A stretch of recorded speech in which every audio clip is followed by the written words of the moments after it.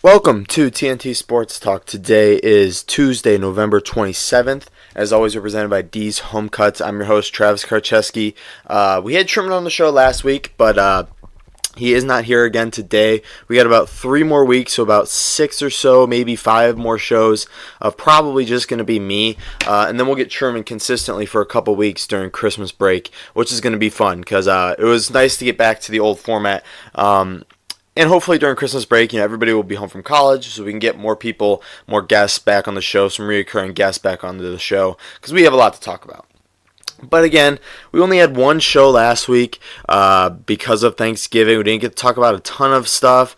We did the Thanksgiving draft. That was really fun. I want to do more of those. But we had a crazy last couple of days. So we got a ton to talk about. I didn't even make an outline for this show because I figured we're just going to ramble on about certain topics because we just have so much to talk about. Too much to just put in the outline.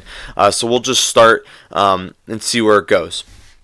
So like I said, today's Tuesday. I was walking around this morning, walking from class to class, in my depressed state, because a lot of things have just been, going on right now in the world of sports. The Packers are struggling. They're 4-6-1. We'll talk about that in a second. I guess this is just going to be like my therapy corner for a minute because there has just been so much going on in the world of sports. We'll start with Carmelo Anthony. We're on day 19 right now of Carmelo Anthony not playing in a basketball game. We've had 19 straight days. Carmelo Anthony has not stepped on an NBA court in full jersey ready to play. I don't know what's going on. You guys know as much as I do.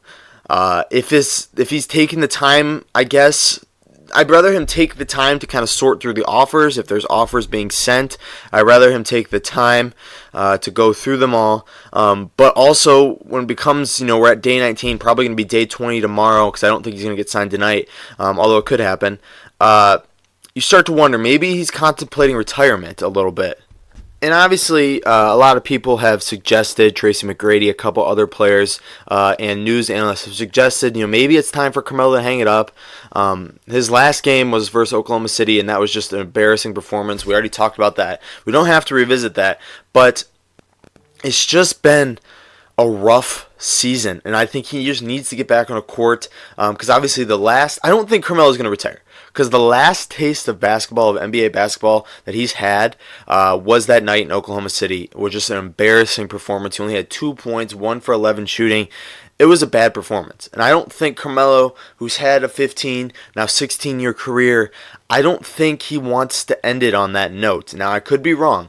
But he's made his money. He's played in a million games. He's made his case for the Hall of Fame. I definitely think he'll be in.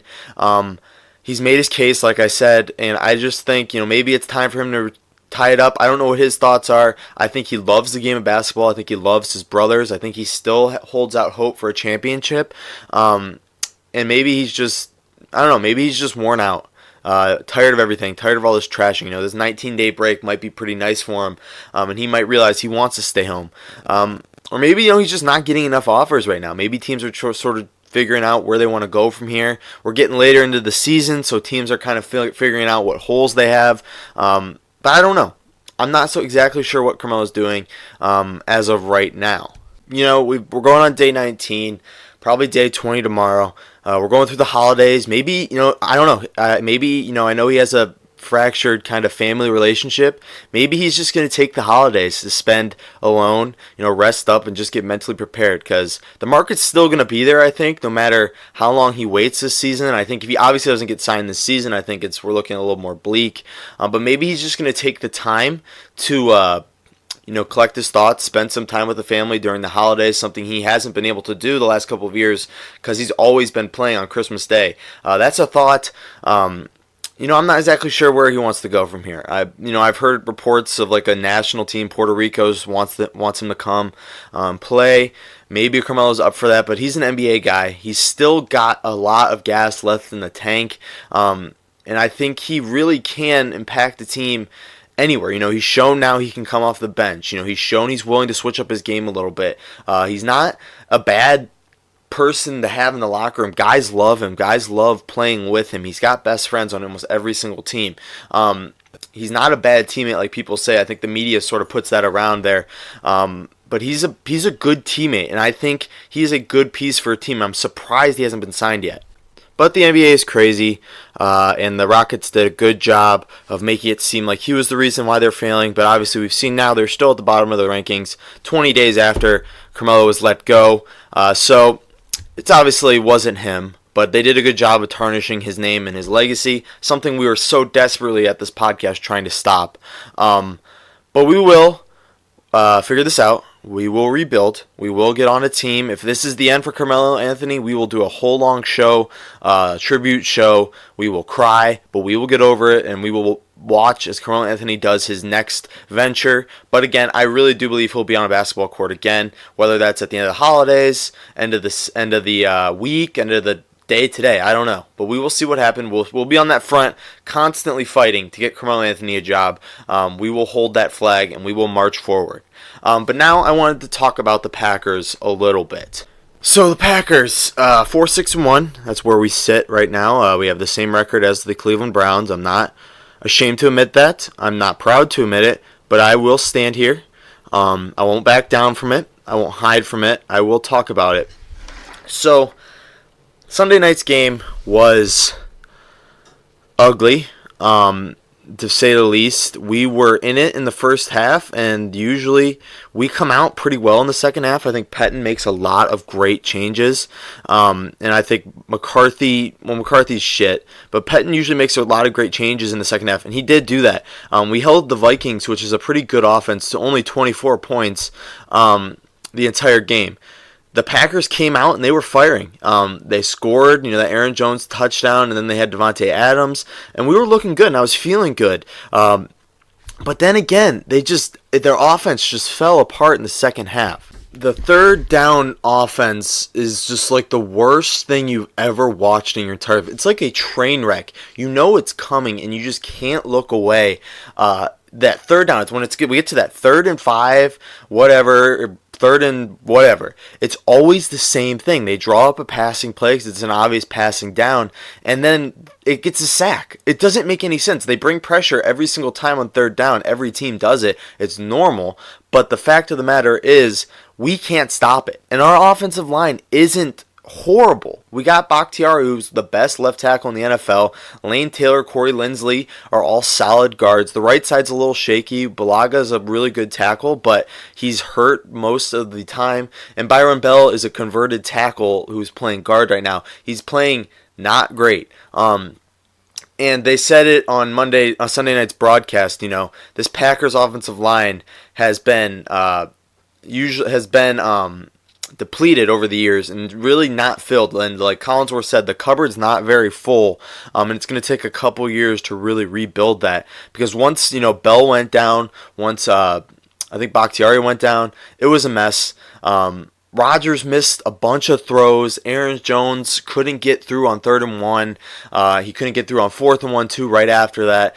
It was just a mess of a game, and it's been a mess of a season. And I don't know where it starts. I think you start from top down. I think the Packers are going to be entering the dreaded R word, the rebuild mode. I think they've started the process last year, getting rid of Ted Thompson, bringing in Brian Gutekunst, who is a good hire, by the way. He actually had a pretty good draft class, and the free agents he's signed actually have been working out decently. Not, obviously Muhammad Wilkerson, you went down with injuries. Jimmy Graham's got injuries. He's beat up. But, Tremont's been playing well, as well as a 40-year-old, corner safety can. The wide receivers, the rookie wide receivers haven't looked great, but they've shown flashes. Jair Alexander is potential rookie of the year nominee. Josh Jackson's looked a little shaky, but in the end of the day, Ted Thompson wasn't bringing in talent anymore, and I think Gutekunst is doing that. I think there's a good set position there at GM. We got to get a head coach, though. I think McCarthy's time is done in Green Bay. I think he's over. It sucks because he's been there for such a long time, but he's a pro. He's a real head coach in the NFL. He was a solid hire at the time. He was a solid hire for his entire career. Packer fans, once he's gone, it would be like Holmgren. Once they look at his career and what he did here, he'll be as known as one of the greats, and I think he'll be in the Packer Hall of Fame. That Super Bowl that he brought was amazing, and he'll forever be enshrined in Green Bay. But I think it's kind of done in Green Bay. His career has grown a little stale. And I think we need to do a little bit of a cleaning house type of process. I would keep a handful of guys on offense, handful of guys on defense. I would keep Pettin because I think Pettin's done a fantastic job. And as we get more talent, I think the defense will get even better. But then I think, you clean house. You keep, obviously, like I said, you're good players on offense and defense, but then you start to clean house a little bit.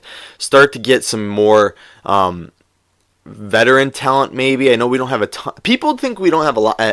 People think we don't have anything to spend in Green Bay in terms of free agent money, but we actually do. Once we get rid of Cobb, I think we'll cut Randall Cobb. That's a huge contract off our books. Clay Matthews' contract will be off our books. I hope we bring Matthews back on a short-term, small money amount of deal, and hopefully he'll come. I think he will come back, but I think the Packers have a pretty bright future ahead of them, especially if they get rid of McCarthy. They're going to be the top coaching job available. I know Brian was kind of fighting me with it a little bit, saying, the Browns is the best job available, but because they do have Baker and they do have a bright future. But we have Aaron Rodgers. Aaron Rodgers is the best quarterback. I get Coward yesterday. Colin Coward was saying, Rodgers is kind of the LeBron of the NBA, of the NFL. Nobody really wants to coach him because they think he's kind of stuck up. But I think he'll start to realize I think the Packers should involve him in the coach hiring process, and I think he'll start to realize what he needs, who he needs, and I think he'll have a pretty good say as to who gets hired. And that's just going to help him out because he'll have somebody comfortable coaching him. But again, it's going to be a process. It's going to be a bit of a rebuild, but I think we're ready for a rebuild. I think it's time. The time has come. Time to bust open the cabinets in the Green Bay locker room. It's time to start sweeping around that locker room and just getting the crap out because that era of that Packers Super Bowl era is over, and I think we need to enter a little bit of a rebuild to get back there. And I think we can do it pretty quickly, actually, if we hire the right people and bring in the right guys. We got the money. We got the draft capital. We got the will to win. We got the fans. You got the stadium. There's really no other place in the NFL that's hiring that's bringing in guys like Green Bay. It's the best place in the world to play football. It's the best franchise. Players get treated the best here. They really are the best available job in the last 20 years to come available. I don't think there's really, besides maybe Foxborough, but even then that doesn't work because Belichick's the whole reason why it's like that. So there's really not any place available, any jobs available that are quite even close to like Green Bay, which is why I think we'll get the top candidates. I think we'll even get guys coming out of the woodwork who haven't been, interested in a job the last couple of years, but now, they see Green Bay's available, they see Aaron Rodgers, they see Devontae Adams, Jair Alexander, they see a good GM, a good aggressive GM like Brian Gutekunst, a young aggressive GM like him. They see this fan base, they see how well McCarthy was treated for a long time, and they see the need to refresh this fan base and this organization. As far as McCarthy goes, I think he'll be fired at the end of the season. You saw he was emotional in his press conference. I know he knows it's coming. He will be fired at the end of the season no matter what happens here because I think it's like a 10% chance we get to the playoffs. We could win out and we could make it, but at the end of the day, I think if we don't win a Super Bowl, McCarthy's got to go, and that's a miracle if we win a Super Bowl. So I think McCarthy will get another job. I think he deserves another job as a head coach. I think getting fired would be kind of a wake-up call to him to kind of refresh his stuff. Maybe he takes a break. He'll be somewhere with some sort of job, so you don't have to worry about a guy like that because he is a football guy through and through, and he will land on his feet the right way. So McCarthy, it sucks to see him go. It will suck to see him go. He's not gone yet. He's got 5 more games. But the memories he's brought us here have been unmatched. He's helped Aaron Rodgers' career immensely. But again, he's hurting this team more than he's helping it. And I think things have run its course, and I think it's time for him to go. But we will see. Thankfully, me and Truman will be in God's country this weekend. We'll be at Green Bay for the Packers-Cardinals game. Hopefully an easy win. Probably an easy win, although I'm not sure with this team. And if we lose this game, I'd like to think they would just get rid of McCarthy right away, but I think he's just going to coach the end of the season. The Packers aren't a type of franchise to just, get rid of everything in the middle of the season to kind of throw their team into discourse. I think they'll keep McCarthy through the end of the season, which is the right move, no matter what the outcome is of these next 5 games. And I think that's the right move. But that's it for my rant on the Packers and Carmelo Anthony. A couple other things. I'm gonna talk about Ohio State. Again, I'm still a little depressed right now. I got to get some things off my chest. And then we'll run through some headlines, and then hopefully we'll get you out of here. But Ohio State over the weekend, I was in Michigan at my family's cabin up there. We were watching the game, watching Ohio State put an absolute smackdown on Michigan and their football team. It was embarrassing, to say the least. If I was a Michigan fan, I would not know what to do. This was probably the closest they've come to even beating us before the game started. Like, I knew Ohio State was going to win because I know Urban Meyer really gets his guys up for these type of games, and I know he gets them fired up better than anybody. And I think home field advantage helped a lot. But that was just embarrassing for Michigan. They were supposed to win this game. We were underdogs. Ohio State was underdogs, and they were supposed to win this game. They were supposed to smack us. Everybody was picking Michigan, but we were the better team, and we are the better team. Their top players just didn't show up. Shea Patterson just didn't show up in the right moments. Their defensive line did nothing. They were supposed to be pretty good, Winovich and Gary. They just did nothing, and that really hurt them. And, Michigan, they got Harbaugh there. And sadly, I think Harbaugh's their best shot at beating Ohio State.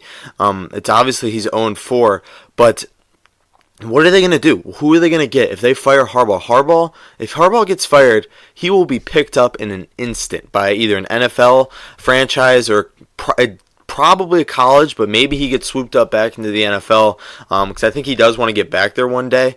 But why the hell would you fire him? Who are you going to get? He's not Rodriguez. He's not Hoke. He's not somebody who once you fire him, he's just going to, go on some small school staff somewhere. He's going to get a big job because he wins. He is a good winner. But Michigan, it's just not their decade, not their century to beat Ohio State in football. And you saw that from the first snap. Ohio State just came out firing. Haskins looked like a runaway candidate for Heisman.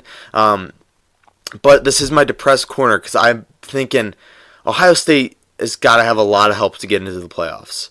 I'm worried. Like, Ohio State has shown 2 different teams this year.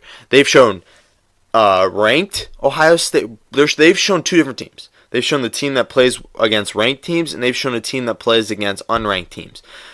The team that plays against unranked small schools like Purdue, Maryland, Nebraska is bad. They don't even deserve a shot at the playoffs. It's just bad. They don't get up for those games, and that's a problem. But then you show Ohio State, who's beaten TCU, Penn State, Michigan State, all on the road, and then they just embarrass the number 3 team in the country. That is what I would like to call an interesting sight.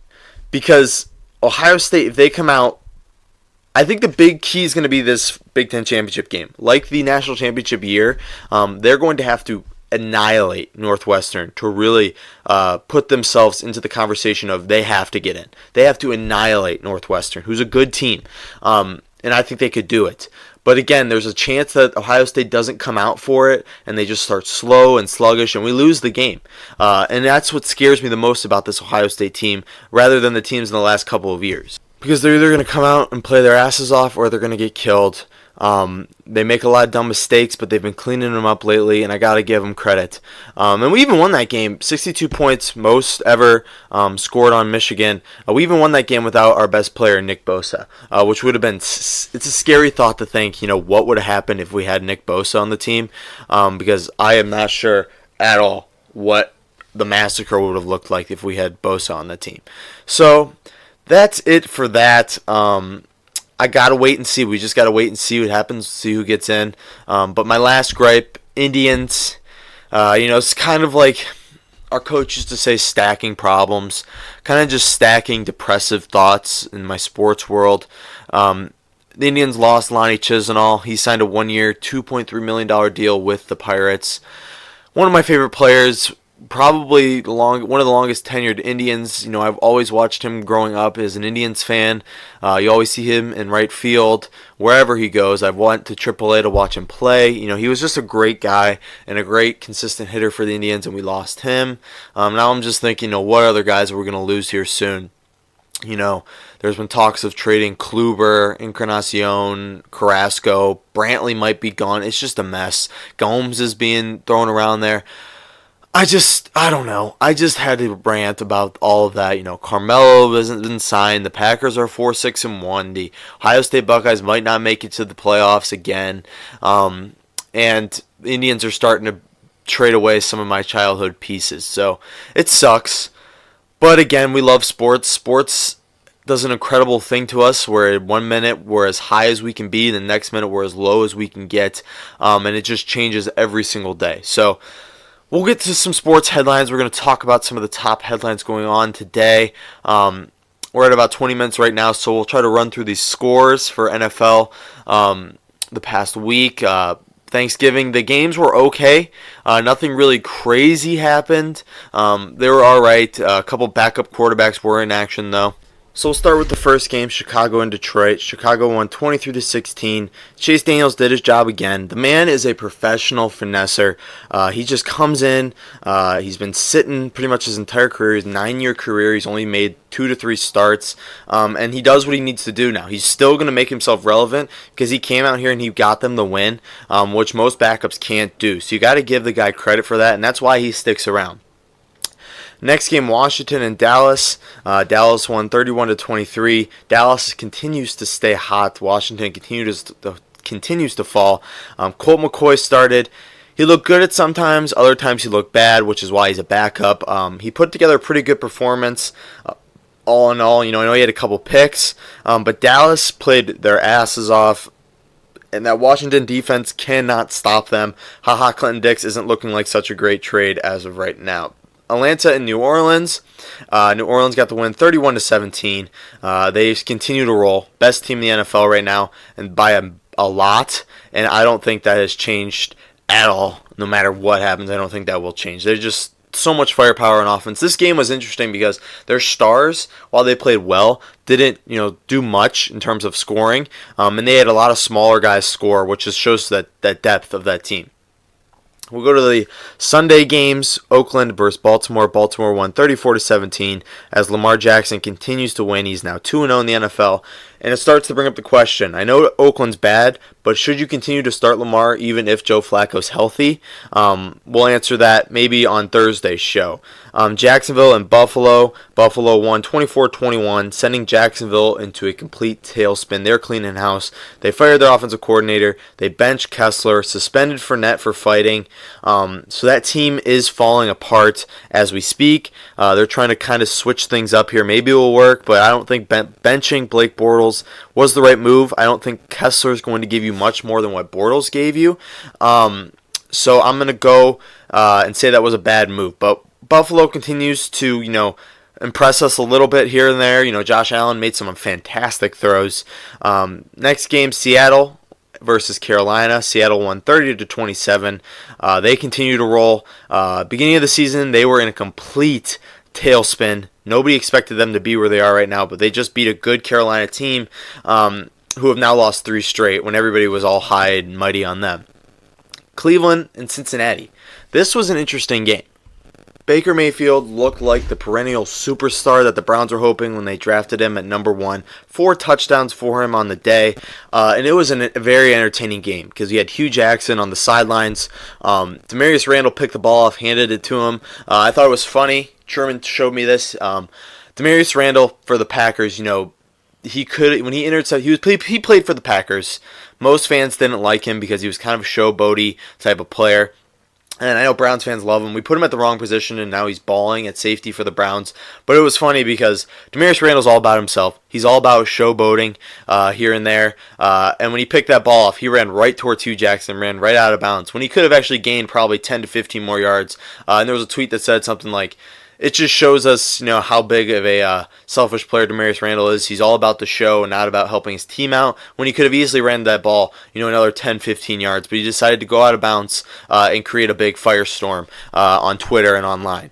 So that's it for that game as Cincinnati continues to fall. Andy Dalton's out for the season now, so they got Driscoll, who actually played pretty well in this game, but I don't know how he'll do long-term starting. Next game, New England and the Jets. New England got the win, 27-13. Not much to report on. New England got the job done. Gronkowski was back. He scored a touchdown, so good for them, and a good day for the Patriots as the Jets continue to fall. The Giants versus the Eagles. The Giants lost 25-22. This was an interesting game because the Giants were leading for most of the game, and the Giants, I guess, Gettleman, the GM for the Giants, told Shermer not to throw the ball to Odell and not to run it with Saquon in the second half. And you can see their targets go way down because I think they're tanking right now. But it's interesting, what to think if you're Eli. Obviously he did it because he doesn't want to cause a big firestorm. But, it's clear that the Giants are going for the rebuild. They don't really want Eli around for much longer, which is good if you're a Giants fan, but bad if you're Eli. Next game we are going to talk about is, the 49ers and the Tampa Bay Buccaneers. Tampa Bay won 27-9. Not really sure what to think of this game. Two backup quarterbacks, I guess you could say. Winston's not. But Winston played well. It just throws a wrench into their situation even more. I would hate to be a Buccaneers fan because I have no clue who they even think of starting next year. I don't know what the future is with Cutter. They don't have a ton of talent. They got like Evans, and that's about it. They got some defensive players, McCoy, Pierre-Paul, Grimes is old, Hargraves is a bust, Quan Alexander's got an ACL injury, so that team is a mess, and it sucks to see them win, because it just proves they aren't going to, get a very high draft pick, like a number 1 seed. Next game, Chargers versus the Cardinals. Chargers won 45-10. Josh Rosen went 12 for 19 with 105 yards, a touchdown and a pick. They say on one of my podcasts that I actually listened to, they said he is the king of weird stat lines, and he is, because he only completed 9 passes for 100 yards in an entire game. That's interesting. But the Chargers continue to roll. They continue to score many times. With Gordon out, though, that's going to hurt them a little bit, although they do have a pretty good backup running back there. And Phil Rivers played a fantastic game, and he's right there in the MVP conversation, too. Next game, Miami and Indianapolis. Indianapolis won 27-24. They have now won 5 straight and are positioning themselves to win that division potentially. They have really turned it around. That just shows what a draft and what a quarterback could do for your team, and a new coach. Frank Wright has been a great hire for them. Next game, Pittsburgh at Denver. Denver won 24-17.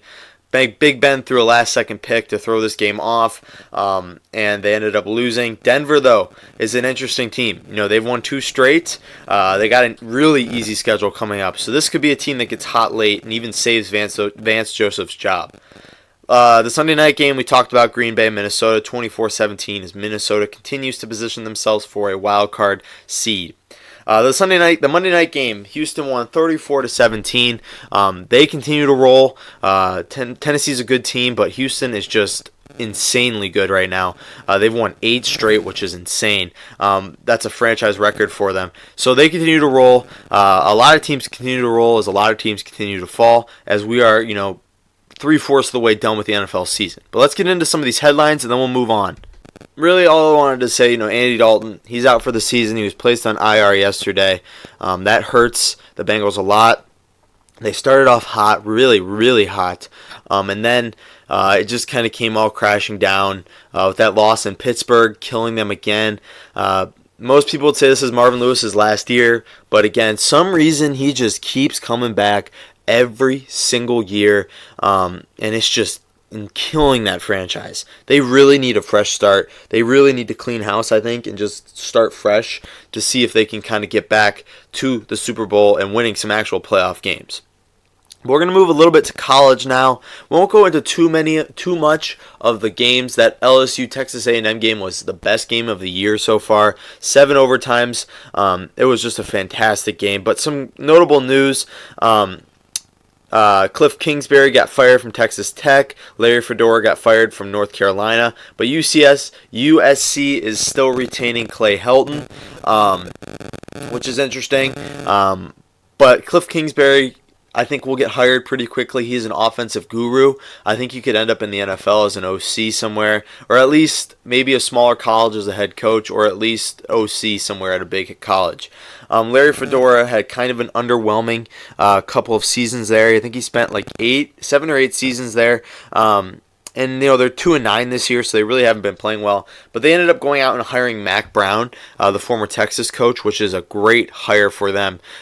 He's old. He's like 70 years old, late 60s. But he did, do a lot at Texas. And I'm surprised he went back to coaching. I think he kind of liked I thought he liked his job as a analyst, but he'll look to get the Tar Heels back to where they were a couple years ago with like Trubisky, and they had the quarterback, I think Marcus Williams before that. But Mack Brown used to coach at North Carolina from 1988 to 1999, but then he moved to Texas where he won a national championship, and he kind of got, I think, stale like McCarthy, and I think this is a good hire for North Carolina because it's a big name guy, and I think he's going to just help them get back into relevance in college football. But that's it for football. That's it for my depressing. We're going to move on now to basketball and baseball. We got a lot of baseball news. Free agents are moving left and right. But right now, I wanted to tell you guys about my guy, Dom at D's Home Cuts. So D's Home Cuts is the best place around Northeast Ohio for a great haircut at a low price. He was back in town this week, so I was able to get a fresh cut. I know a lot of guys were. So only $7. D's Home Cuts will provide you with a modern haircut and styling. Truman and I, and about 90% of our guests have gotten their haircut on with D's at D's Home Cuts, and we have never looked or felt better. They're talking about the boys from Medina because the boys from Medina are looking good. Their hair is looking on point, all because of Dom at D's Home Cuts. So like I said, you're going to go into the shop. Every single time you go into the shop, you're going to get a professional cut, and they get better every single time because Dom is always upgrading his equipment so he can give you the best haircut possible. You can find his Instagram, D's Home Cuts. That's where you can find him for all these videos about his cuts, his last haircuts. You can set up an appointment directly in his bio or send him a DM if you have questions. He's selling merchandise on sale. The D's Home Cut shirts and sweatshirts are available. That's great stuff. So go check him out, guys. A young entrepreneur like Dom could use your business, and let me tell you, he does a great job. D's Home Cuts, professional haircuts at a low price. Let's do some baseball.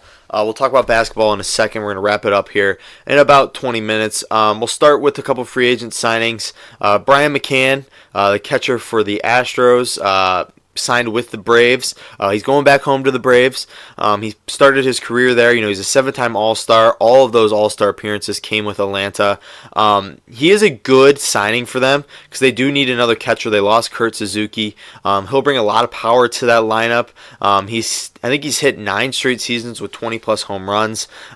He is going to be... Actually, last year he hit 212 with 7 home runs, so not great, but he will add some power to that lineup. I don't think he'll be the starter. I think they'll try to find a young guy to start, but again, that is a great signing for them. The Twins, they got C.J. Cron. C.J. Cron had a fantastic year last year for the Rays. He hit 250 with 30 home runs across 140 games. He does have a lot of power in that bat, although his defense is really poor. That's why he was kind of struggling last year to stay on the roster, and that's why the Rays cut him. But he's familiar with Rocco Baldini, their new manager. He's under contract for 2 more years, and they kind of needed a first baseman DH type with Joe Mauer retiring, and I think he's a fantastic replacement for Joe Mauer. The Braves again made another move, signing Josh Donaldson to a 1-year, $23 million contract. That is insane. I was so glad the Indians didn't sign him because he did nothing for us. I get it. What he's done in the past warrants this kind of money, but what he's done in the last couple of seasons, last couple of months, has just been nothing even close to $23 million. He's an MVP, but that was 3 years ago. He's just lost it all. And it's just, I know it's injuries and stuff like that, and maybe that's what we're kind of seeing now. Teams are kind of hoping that Josh Donaldson will come back healthy and back to his former self. And if it does, this $23 million will look cheap. Josh Donaldson, he's making a ton of money off that All-Star, off that MVP win a couple years ago. $23 million for a guy who didn't even get a hit last year in the playoffs is a lot to pay. But I guess Atlanta, they're going for it. They kind of need a third baseman. And he'll have his opportunity now. I think this is a good deal for Josh Donaldson because $23 million, he'll have a full season where he's healthy. He'll get a lot of consistent at-bats at third base. And then it's just a one-year deal, so he can go sign maybe a long-term deal after that. Next guy, Lonnie Chisenhall, I already said this, was signed by the Pirates. Sucks. The Indians couldn't really use him anymore. They got a lot of young guys, and it's kind of a log jam there. They got a lot of young guys, and I know they want to transition more into those guys rather than guys like Lonnie who have been around the last couple of years. But Lonnie was just a fantastic hitter for the Indians. He had a lot of power in his bat, a lot of consistency. He's a career 288 hitter, or 268 hitter. He hit 288 last year. And he really was probably one of the most underrated hitters the last couple of years in baseball. So it's a good signing for the Pirates. Low risk, high reward. The Detroit Tigers signed Matt Moore to a one-year contract. He's coming off a pretty bad season. He had a 6.79 ERA. He kind of started and relieved both games. So I'm not really sure what they're going to do next year with him, whether it's in the rotation or in the bullpen. He can do both. The Tigers have had a lot of success lately bringing in guys whose careers are shaky and turning them around and then trading those for prospects. They got a great amount of work last year out of Mike Fiers and Francisco Liriano, guys who are sort of at the end of their careers. So maybe Matt Moore can kind of turn it around from there. Next guy, Jesse Chavez. He signed a 2-year, $8 million deal with the Rangers. He was with the Cubs the last couple of years. He actually had probably a really good year last year, one of the best he's ever had. 1.15 ERA across 32 appearances. So they signed him now. He was traded actually to the Rangers last year, but now he was signed up 2 years, $8 million. He'll carve out a pretty good role in that bullpen, which he could start. I know he's started games before. I don't think he will. I think he's more of a bullpen guy this time in his career. But he could start, and that actually would work out pretty well, I think, for the Rangers if need be. He's a good emergency starter. So we're going to talk some NBA now, a little bit of baseball. Not much going on right now, although free agency I think is going to kick up here soon. We're going to move now to basketball, but before that, I had to remind you guys about my guy Andrew at A's Lawn Service. Since 2014, Andrew and his guys have been providing professional landscaping to many homes around Northeast Ohio. By using professional equipment, A's constantly strives to provide families with professional landscaping at a low price. Are you tired of being dragged down by bigger landscaping companies? Hell yeah.